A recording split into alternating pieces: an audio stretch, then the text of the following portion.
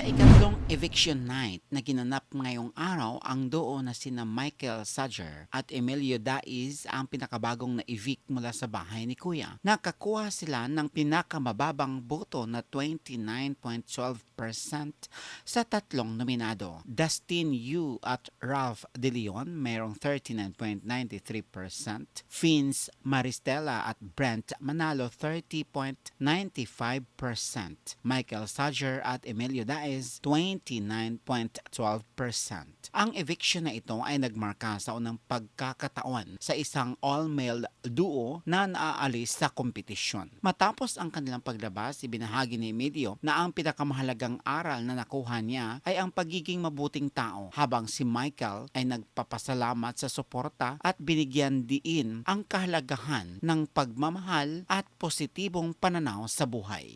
Yan po ang ating showbiz balita. Para sa karagdagang showbiz balita at updates, huwag kalimutang mag-follow, mag-like at mag-share. Maraming salamat po.